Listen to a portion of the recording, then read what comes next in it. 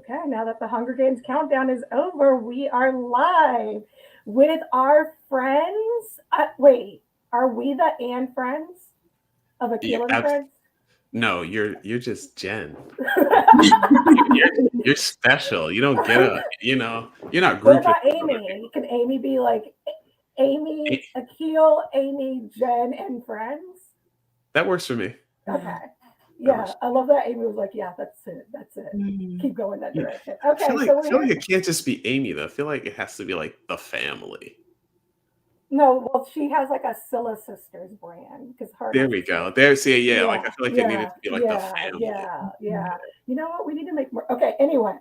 So, okay, we have Amy, Amy, it's time to announce where you are going to college, which has been a long journey, but we are here now.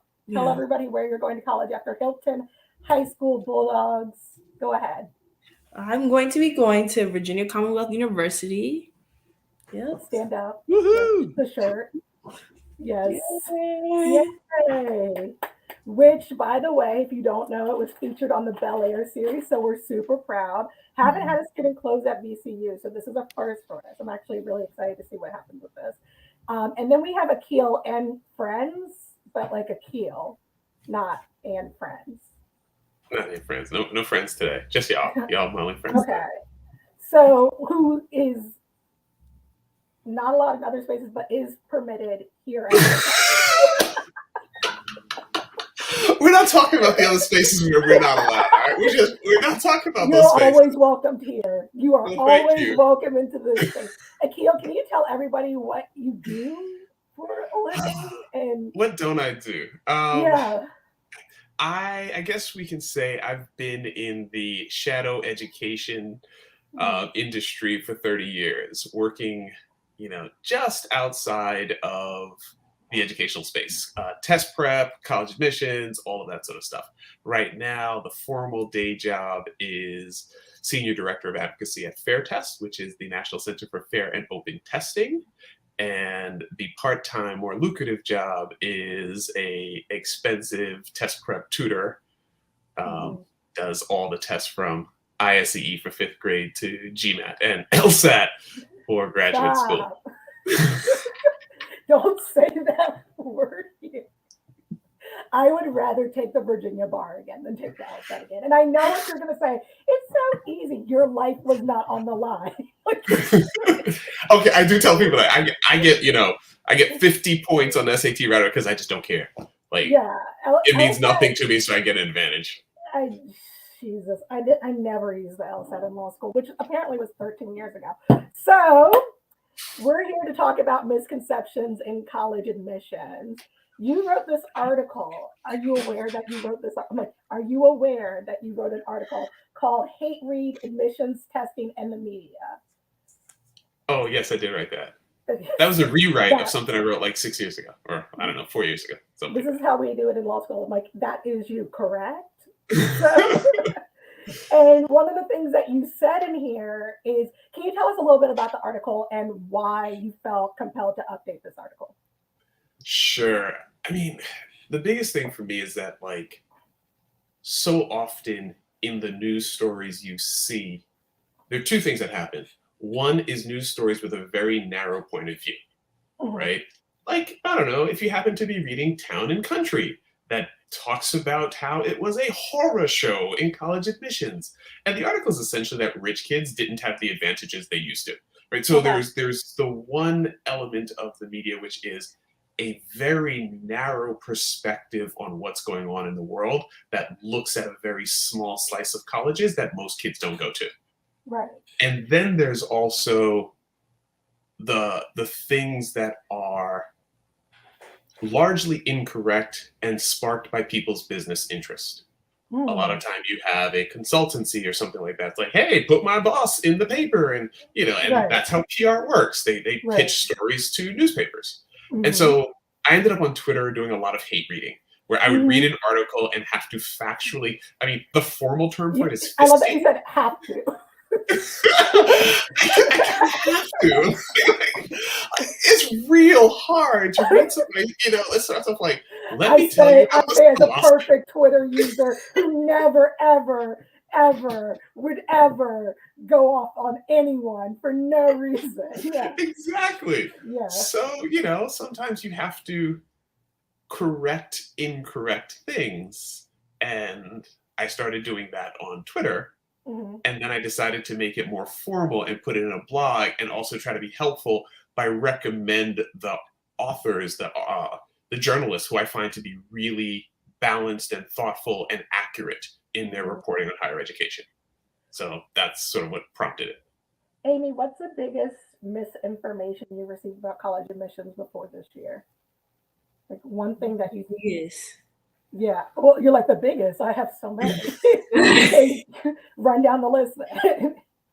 I think the misconception of comparing students, that was one of the Stats. biggest ones.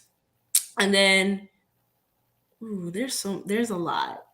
There's a There's lot of stats. Let's start with yeah, stats. stats. Okay. Do you know what stats are, Akil? Stats, I do know what statistics are. I'm like, and done. Well, okay, so the kids have this thing on where they say, I got into this college, and then somebody will say, stats, what were your stats? What's Okay. your GPA? What's your SAT? What's your how many AP classes did you take? And you'll Hmm. even see on YouTube people saying from I went to Yale and I took this class and this class and this class. What do you think about that kind of perception among students? I know Amy was talking about at one point, didn't you have people trading transcripts Mm-hmm. and like using it as a map or a Yeah. guide? It's like yeah. Yeah. That's sad. That's interesting because it actually brings to mind a couple of different things. One, when I was getting ready for this, I was debating where in my house I was going to do this Hmm. because I know my office ain't particularly clean. I Hmm. was going to do my blur zoom background so you can't see the patch because I just had my wall repaired and stuff like Yeah. that. Right. And to me, that's college admissions and that's all these stats. Right. It's like, let's craft just this space so you can only see this much of the picture and Hmm. not show you the messiness around it. Right. That's what stats to me are, right? Right. They're a narrow, curated snapshot of Mm. what is being seen, and it's from every end. In the admissions office, you don't hear about the their consideration of geographic diversity, Hmm. right? I was looking at who was it? Maybe it was Dickinson today because they had some ridiculousness that they posted. But I think they Hmm. said they had 49 states. And I was just like thinking about what was going on in the admissions office. We're like, come on, man, South Dakota. We got South Dakota, right?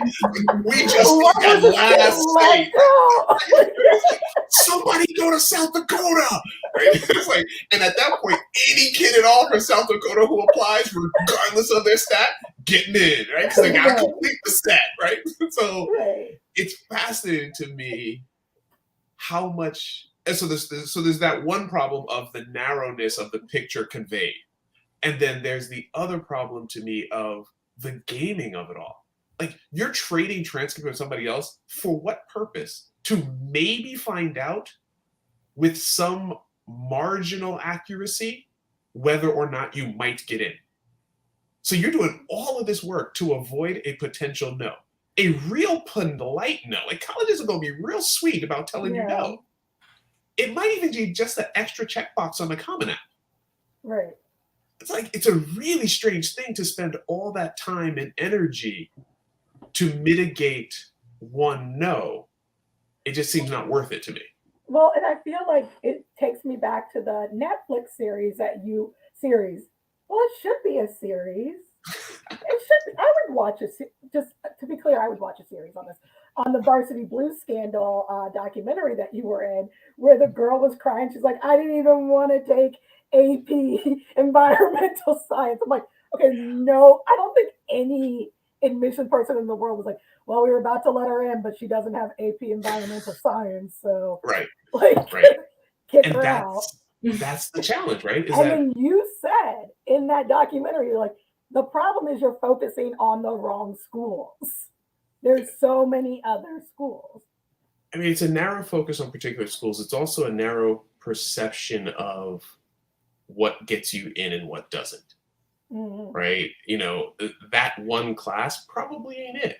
But maybe that was the only AP available to her. And she knew that the 4 or 5 schools she wanted to go to all wanted to see some APs. I mean, there's absolutely logic to all these things that makes some sense, right? But the problem is that, like, it's funny that you were talking about the Hunger Games countdown. This has essentially become Hunger Games, right? Where it's like really intense, competition and blood sport to try to get in, which is just sad.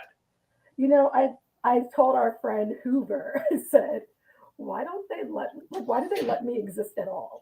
I don't, I'm just waiting for the day that I can burn all the SAT books, get out of the industry, do something else. I don't know what yet, but why have they let admissions become this huge monster where you feel like you have to hire somebody, you feel like you have to hire somebody for the test, you feel like you have to hire somebody for the group, and I don't know. I feel like oh my god, I'm like, what is he going to say? It's a huge issue, right? I think Right. to me it all boils back to elitism and scarcity, right? We've been convinced that the scarce product is worth it, and unfortunately, employers have also been convinced of that, right? So you have a narrowing, so it becomes harder and harder to gain opportunities, right? Because there's an increased focus on a small number of schools from both ends, right? To me, it's a lot like, the sneaker buying that's going on now, right? Like, it's fascinating to me. Like, people are paying thousands of dollars for Nike to remake the Jordans from 1985. Oh, really? Oh yeah! My son is all like, he keeps telling me about Why is Amy like, resale yes, sneakers. yes. Amy, you know this, right? Yeah. You know my boy's sneakers. And I'm like, wait a minute, that's a shoe that when it came out it was like $90. They didn't improve it. No new technology. It doesn't make you fly. But now that they reissue it, Nike gets to go, we'll make it for $12 again. We'll call it a retro. It's the exact same shoe. And now I get to sell it for $1,000. Right. And people are buying it. It's absolutely insane. Amy, what do you feel like? Because you and I talk about decision day, and it's like, I hate decision day, and yet I have a video for every student. So it's like, and I started with oh, okay, I'll do photos, and then I was like, well, we're on Canva. Well, there's music. Now there's video. Now there's personalized letters. But the social pressure around admissions, especially now that decision day has been introduced, do you feel like that drives elitism and drives you to certain schools? Or I know even you and I talked about how Amy only got into 3 schools, and it's like, well, now one person's slide is 10 minutes long, right? And Amy's is going to be 2 to 3 seconds of, I only applied to this many schools, so therefore I only yielded this many schools. We're very selectively applied. So, Amy, can you talk about the pressure that it puts on the youth? I think I like decision day, but I think students who go to elite schools, I feel like when they put a lot of they put it out there and they put it on Instagram and they put it on social media, it devalues the other schools that other students are going to. So it makes the other students feel like, yeah, I got into this school, but all my other friends went to elite school. So what am I? Am I less than them? Am I not a better student? What did I do wrong? But I think that's what is really I've seen a lot of students who've seen their friends go to Harvard and Yale and all these other schools, and then they're going to a state school, and they're like, oh wow, I go to the same school as them, I do the same stuff as them, but maybe I didn't get in there, and it makes them feel like they're not good enough to go to that school. So can we talk about misconceptions around elite schools? How do you get into it?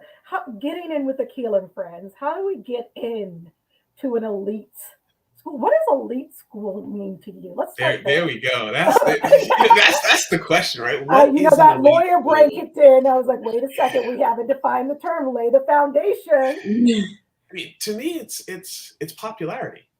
It's a Right. popularity contest. Right. Not to pick on Dickinson, but I'm gonna pick on Dickinson. Mm. Today, they put out a press release on their website that's like, Dickinson focuses on selectivity. It's like, and it was this whole, right? It was like 1,200 words. It was basically, we got more applications, so our admissions rate went down. Look how fancy we are. I was like, all that means was you convinced more people to apply. That doesn't that's literally all it means. They could have simply dropped the application fee, and they could have increased their selectivity. So they focused on. I don't even know what, like, other than we boosted applications, because I actually went back 20 years ago. They admitted more students, so they reduced. I'm sorry, it's like 9 a.m. Of course you went back. To be like, hold on. I pull out iPads. Like, wait a minute. So you've admitted 121 fewer students, while getting more applications. You're like, look, we won. It's like, you didn't do nothing. That's like, I don't understand that kind of logic, other than it's like strange marketing, right? So there's the exclusion, the velvet ropeness that creates the perception of elite, right? Mm-hmm. Which I have a big problem with, because I would have much rather the school come out and say, hey, we've improved our education programs, our outcomes are this, we've hired fascinating people to teach students. I'm all over that, right? Tell me about the educational experience, but that's not generally what it means. Generally, people talk about elite, they mean hard to get into, and hard to get into usually means they have a lot of applications and not a lot of seats. Right? That's really all it really means. And so I encourage you to, like, just lie. Screw them all. Say you rejected Yale. Who cares? Like, whatever. I applied to all these places. I chose not to go. They wanted me. They offered me scholarships. I was like, nah. Look at just do a photo montage of all the schools you said no to. Nobody knows. Right. Carmen's gonna be on the post. She never applied. No one's calling you out for it. And anybody who asks you, like, that kind of thing, where else did you apply? Would you not get? They're not looking out for your best interest. Like, anybody who asks you your test scores, lie. Like, higher than yours. That would be my response. Because they're not looking to big you up by asking you your test scores. Right? They're looking to say something, right? So it's like, cool, better than yours. Right? It's like I think it was so 1590. Was it? Right, exactly. Be all confused. Like, something. It was 15 something. I don't even remember. Maybe it was 80 or 90. And just let them stew in that and watch the conversation change real fast. Right. So I think part of the issue is. Your advice for decision day is just make it up. Just make it up. Who cares?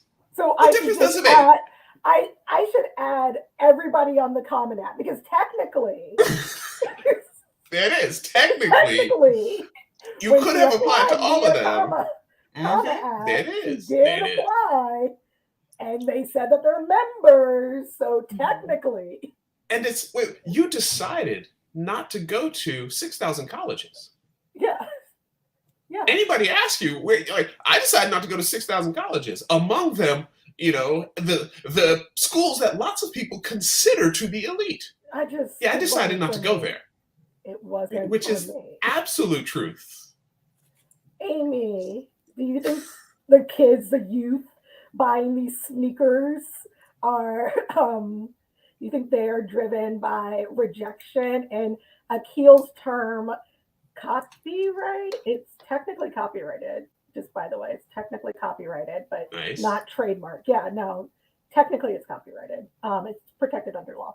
But highly rejected institutions. It's definitely copyrighted for sure. Amy, do you think that students are driven to highly rejected institutions, even if that institution's not necessarily a good fit for them? And when do you think this begins? Because one of the things I'm noticing, when I watch my friends' cats, I always watch Lifetime because Ron and I, the cat and I, love Lifetime movies. So he loves like the sounds of Lifetime movies. And even in every Lifetime, there's always a student applying to college. Every single Lifetime movie. A lot of the deaths are caused by admissions. So, do you think that students are driven to rejected institutions or name brands? And when do you think that starts? I think students are driven by these institutions because I think they feel a sense of they're special if they get in because it's selective. So I think students feel like, oh, if I get into a highly selective school, then I'm special, or I'm amongst one of the top people that applied. So I think, yeah, it's driven. And I think probably like seeing other students get into these schools is probably what like drives them to I go mean, it there was too. for us. It was like Gossip Girl. I remember the Saved by the Bell cast went to UCLA. That's how they UCLA ended up on my list. Like I was like, well, if it's good enough for Zach, it's good enough for me. You have something in this article. I'm going to quote you now. Uh-huh. Most articles about college focus on highly rejected colleges, which admit fewer than 25% of the applicants. This is understandable yet problematic and misleading. These colleges represent 63 of the 3,800 or so colleges, about 1.5 in the United States, but in some papers are often used to speak for all colleges. The advice for applying to these super picky colleges will by nature be very different than the advice for all colleges. What led you to say this? This is true. Listen, I mean, like, if you're applying to a place, like most places admit more than half of their applicants. Mhm. So you just have to essentially graduate high school with evidence that you're ready for the next level, Right. right? That's essentially what most places are looking for, right? Michigan State, good school, right? Strong school, great outcomes. They admit about 70 something percent of their applicants. Mhm. They graduate 80 something percent of their applicants. They admit a really high number of Pell students, which to me makes sense that they don't graduate 100% because guess what? Poor kids have more trouble graduating college. It's Mhm. expensive, right? Mhm. So those are the places to me that are doing the real work. A Mhm. place that admits 10% of their applicants is going to naturally gravitate towards more wealthy students that can navigate that system of pickiness much more Mhm. carefully, right? Because Right. the fewer the more students a college rejects, the next year, as students start to investigate it, they start planning further ahead, and that's why you got kids who are now taking APs in eighth grade, and you've Mhm. got them kids who are trying to take all the math classes possible, taking calculus in junior high so they can do theoretical math in high school so they can get into MIT, right? Right.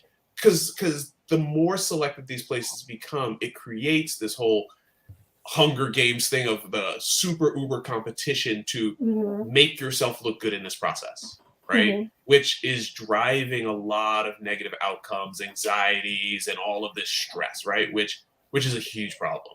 So, but compounding that is places like the Wall Street Journal, the New York Times, things like that hire from those places people who've only been through that experience and are writing largely for that audience. Mhm. So I actually once Googled in the New York Times different colleges. I was like, how many times did the New York Times mention Hunter College in New York City versus Harvard? How many times Mhm. did they mention CUNY and SUNY, New York State public schools, Mhm. versus Harvard and Columbia and all? And it NYU. was Yeah. ridiculous, right? It was like 100 times more mentions of, and even NYU didn't get any mentions, right? It was like the only Ooh. colleges they had ever heard of was Harvard, right? Right. So, and that's a problem, right? Because it creates a whole narrative of these are the only ones that exist, right? So And I think that's part of what we have to get away from is recognizing that you can get a good education at lots of places beyond those few schools that these outlets like to talk about. hmm. Amy, would you say that you believed before you were in the group, um, it was hard to get into college. It's going to be really difficult to get into college. Absolutely. I think I love that she was like, duh, yeah. It's like, yeah. For a long time, I think going to school, you're always thinking, okay, like when you know you're gonna go to college, going to school is like, okay, you have to do everything right in order to get to wait, that. at what point did you know you were going to college? My entire life. So in kindergarten, you were. I know. I knew. Wait, no. I think this is a better question. Did you ever consciously consider not going to college? Ooh, that's Yeah, I actually realized that. Like, I was teaching SAT, and some kid said to me, "If I go to college," and I looked up and I realized I had never actually considered it an if. It just was what you did. Yeah. right. My kids also did that. Like, at some point, one of my kids asked me, "Do you go to high school first or college first?" And that's when I knew I won, right? like, they knew you did both, but like, and they knew they both were in the future, but like, wasn't sure like kind of how that happened, right? It's like yeah, like, but And did you lie? that no, I told them, you go to high school first, and then you You go go to to college, Harvard like, first, and then we see if you're good enough. exactly, right? But also, that's a certain amount of privilege. Right? I'm fourth, fifth, sixth. I don't know what generation college graduate I am. My father has a PhD. His father before him had a college degree. My grandmother had a college degree. I think all four grandparents had college degrees, right? So for me, it's not an unusual thing, right? But for many others, it is an unusual thing.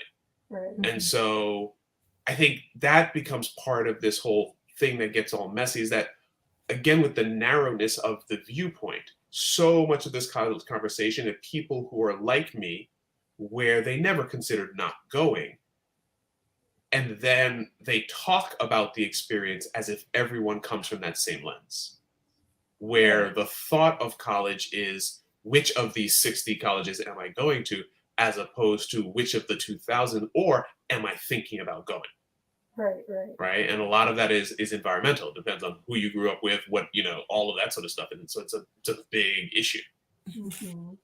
Yeah, I think for me, my mother was an educator, and I just assumed that she was going to get me into college. I didn't realize I had to do things to get into college until like ninth grade. And I don't know how I was able to get away with that. But essentially, she was like, okay, these are the classes that we're going to take. And I didn't have any opinion on that. So I said, okay, fine, cool. Except for my science class, I wanted to be around Black people. So I decided not to take AP Science.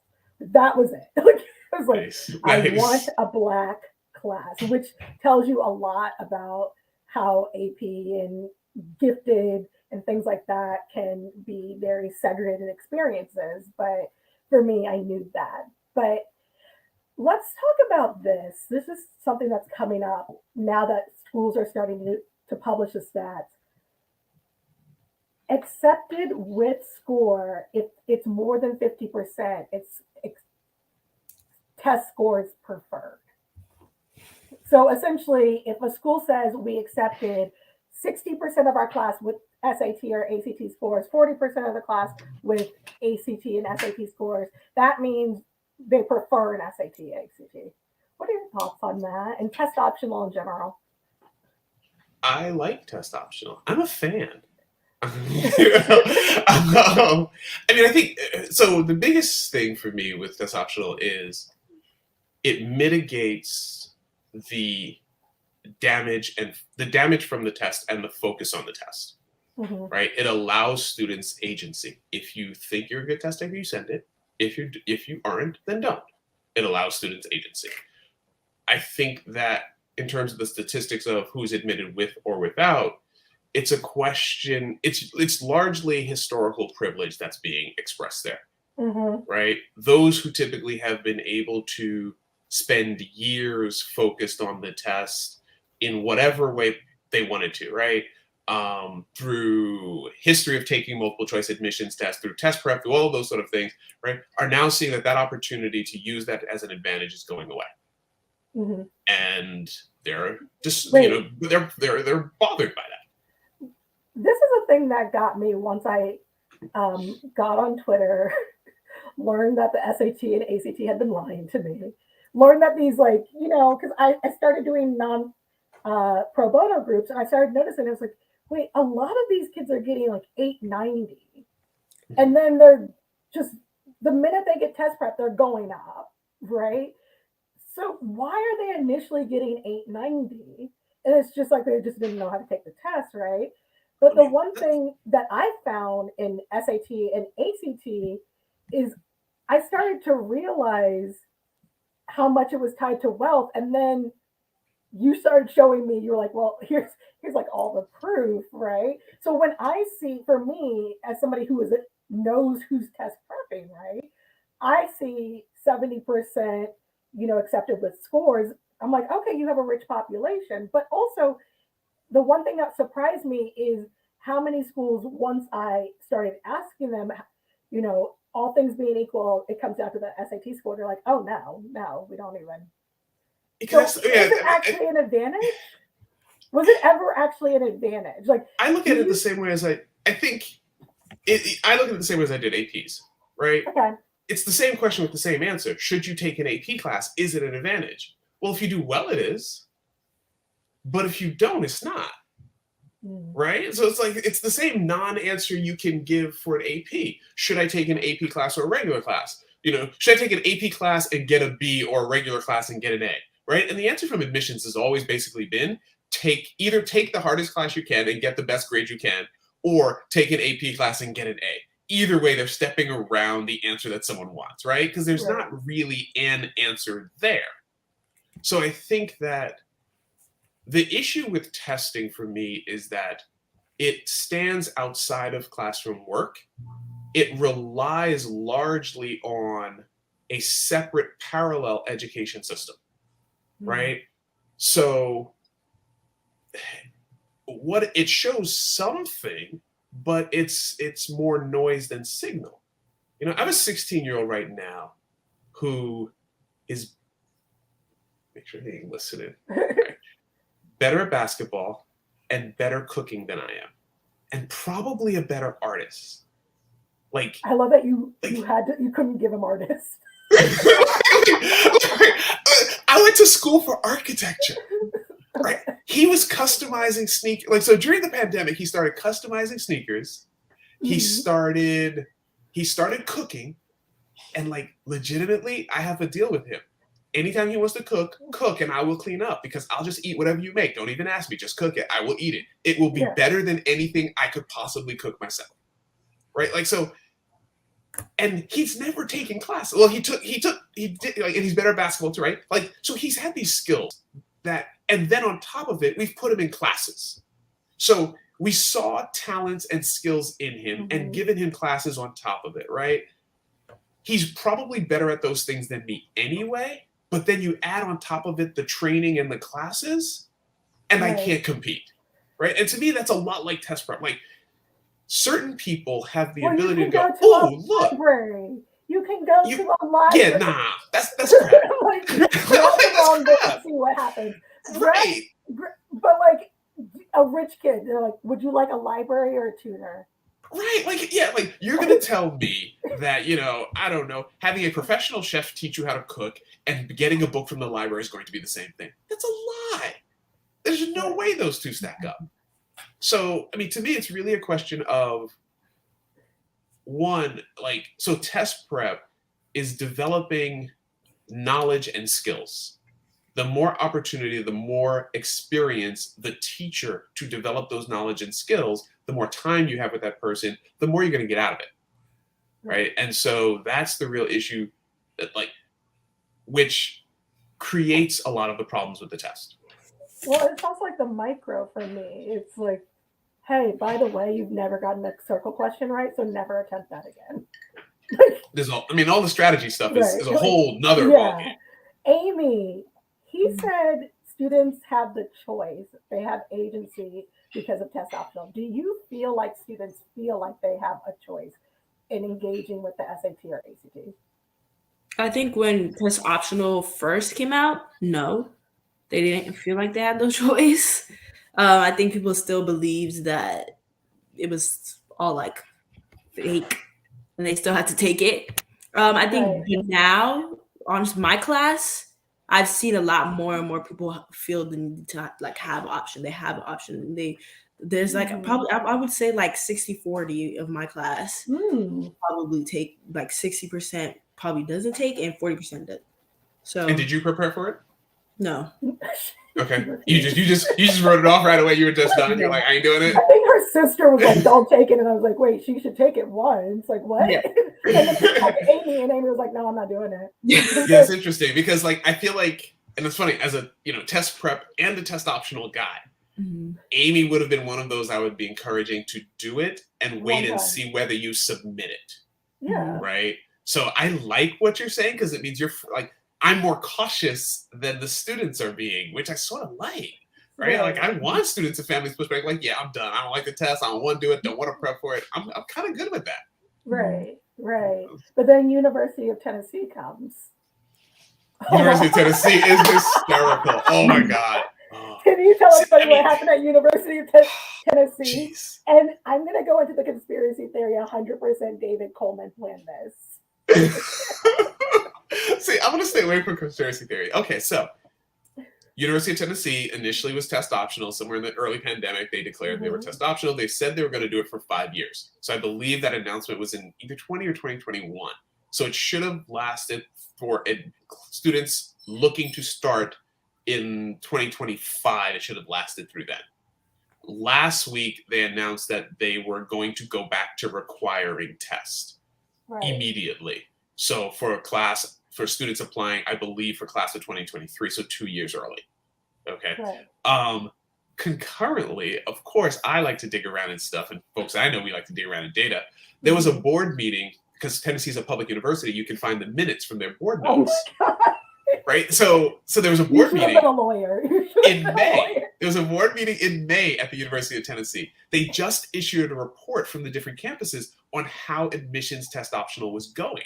And the report essentially is, yeah, tests don't tell us much. Like, they're actually kind of sucky. And we have all these students we admitted who are doing quite well. Right. We didn't admit them with tests at all. This is going wonderfully. At the exact same moment, they're saying we're going back to requiring tests. Right. And hiring So, somebody who used to work at the College Board. But I think one of the things I have actually heard recently is University of Tennessee is going back. So we don't know if anybody's going back. Like anybody at any point could go back.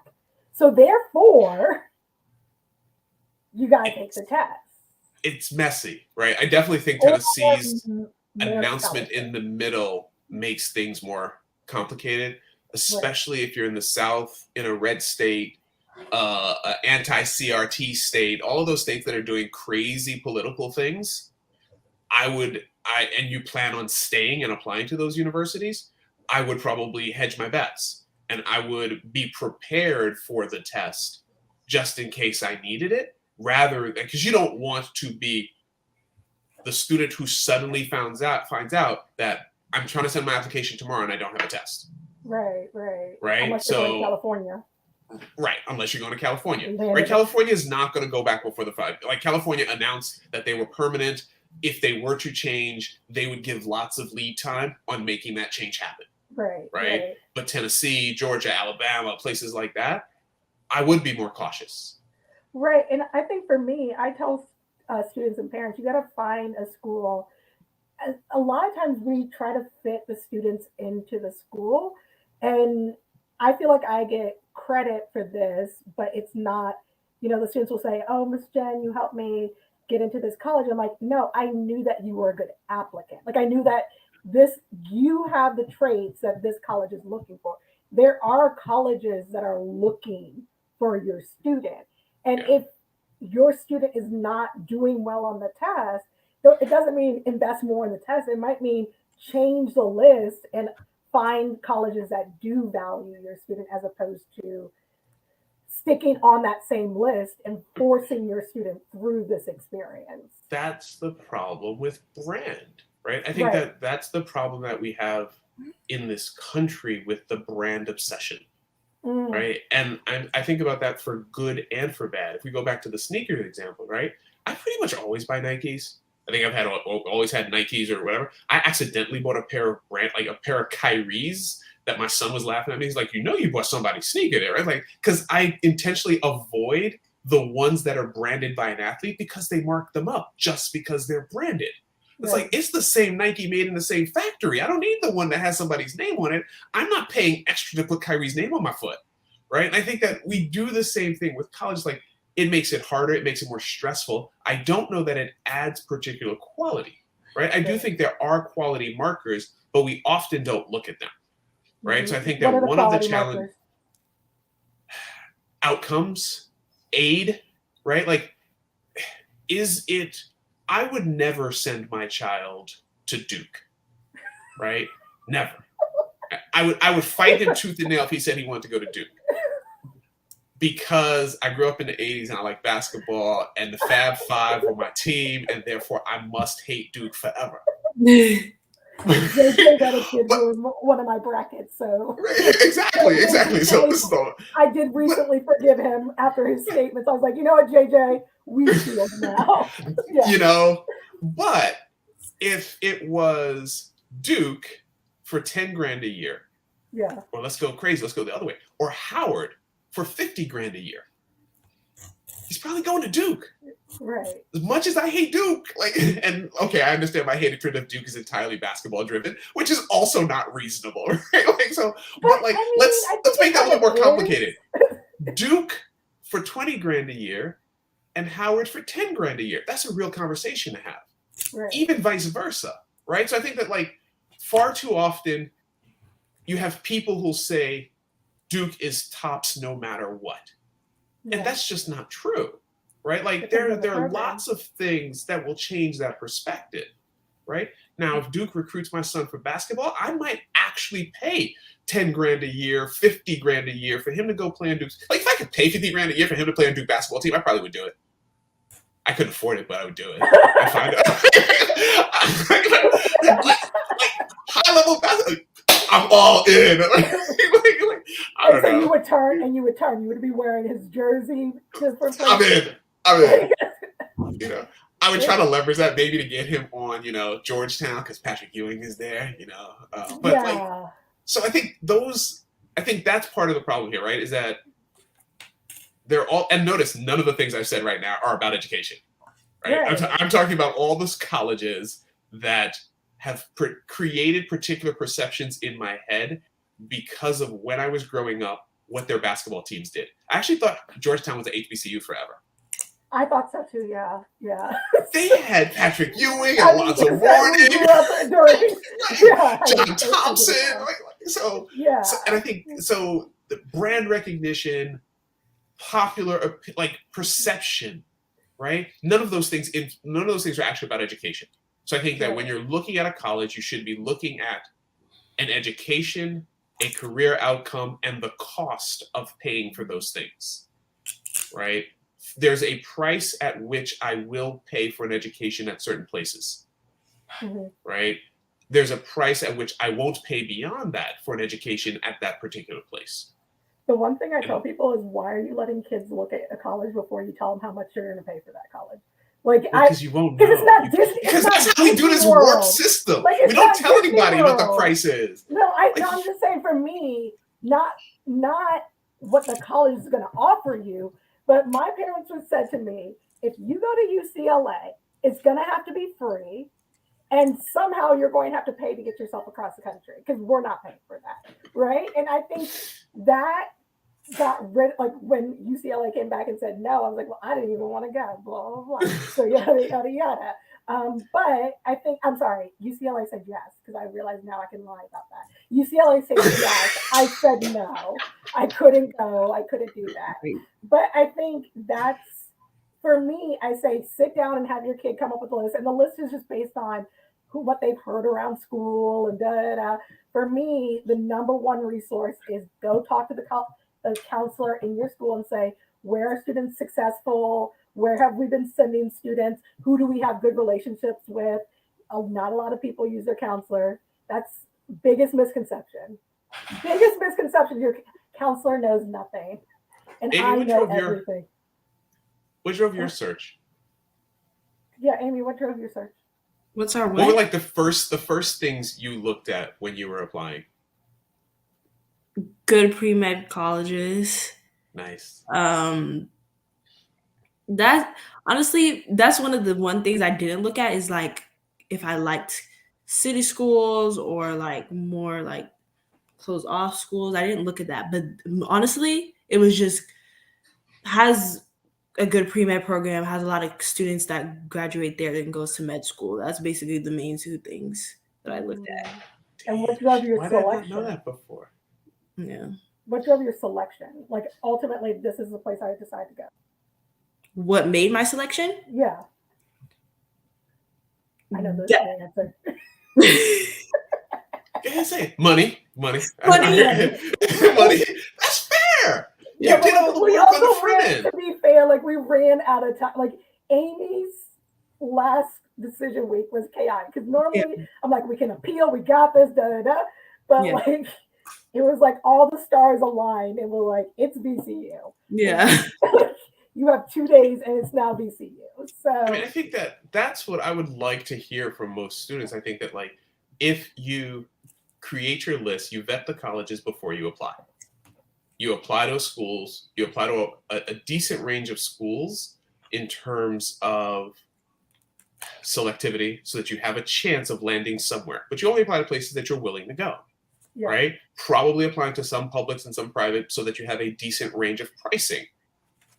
And then if you're applying to a decent range of schools so that you have a pretty good shot of getting into at least one and a pretty good shot of affording at least one, then when you have the decision to make at the end, you know you're willing to attend them all, and it's just a question of who comes back with the best financial package, right? And I think that far too many, I don't like the idea of a dream college. The notion that I'm going to go to some place for 4 years and it's going to change my world and this, like, that's just, like that's to me is caca.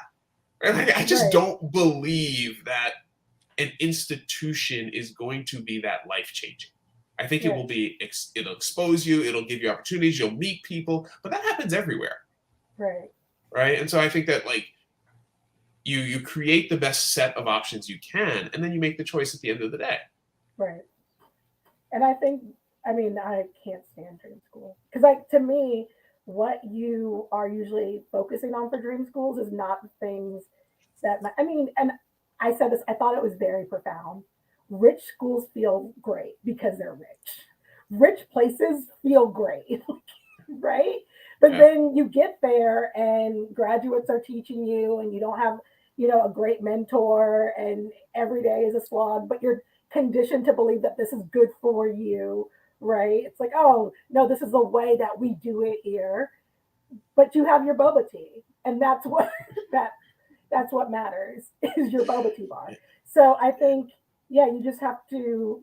I think for me, I always tell people before you go on the tours, at least say we're willing to pay this for this school, or like a reasonable range, because otherwise it's Christmas list. I want a pony. I want like I want a pony. I want a basketball court. You tell your kids for Christmas we can't afford a pony, but then for college you're like, let's just take on some more debt. Like they deserve it. They worked hard. Just like newsflash, kids are supposed to work hard in school. That's not that's not a reason to take on debt. So, all right. Well, Akil, you're always welcome here. You might not be welcome in other spaces. We won't talk about Facebook groups that won't accept me. Wow. I didn't explicitly say that. Do you have your bottle? We sent you a bottle. Do you have it? I do. I don't know where I put it. I think it's in the kitchen because I washed it last night. I had it on a basketball court when I went to play basketball. I forgot to grab it. Yeah, I got my fancy bottle from you guys. Y'all are so awesome. Yeah, this is a prototype of our bottle that's coming soon. But thank you to the painted ladies. I was like, while you're making a sample, let's get one from our friend Akil. And they were like, by the way, we found his font. I was like, oh, I would have never thought about that. That's why designers do their thing. They know what they're doing. Like, we found his exact font and we spent hours looking for it. I'm like, yeah, you should have. But I know yeah, the pain. I've done it on far too many times for a PowerPoint, looking for a font that no one's gonna notice but me. But yes, I know the feeling. yeah, no, I love Fonzo. I will see you at NACAC Yes, with ma'am. you and Billy Porter. Yes, Uh, ma'am. like, Angel, wow. Wow. And Amy, I'm glad. I don't want to say I'm glad that it's over, but our decision day was long. It was long and hectic. I feel like y'all need to tell that story because it's such a strange drama. It's a little bit too much, but like I'm fascinated that that drama can happen and the intricacies of these stories. I feel like more I just people need to know. I just remember the day of decision day being like, we're done, and taking down all the things in my office. And then Amy called me the next day and I was like, oh, she must like something must be happening in school because it's 12 o'clock. And she's like, we're not done. I was like, oh, no, I can't go back. I can't. But we're very happy because VCU is an amazing institution, and I'm very proud of you, Amy. Oh, thank you. Congratulations. Thank you. Now I gotta find out who the famous alum is since it's not Charles Oakley. It's the kid from Bel Air. He's supposed to be going there for basketball. Nothing after 2010 counts in my world. Okay. All right. So I'm going to end and then we'll say goodbye. But thank you all. If you have questions or comments, I'm sorry I didn't get to them. We'll have him back. Just All right. store them. Okay. Bye, guys.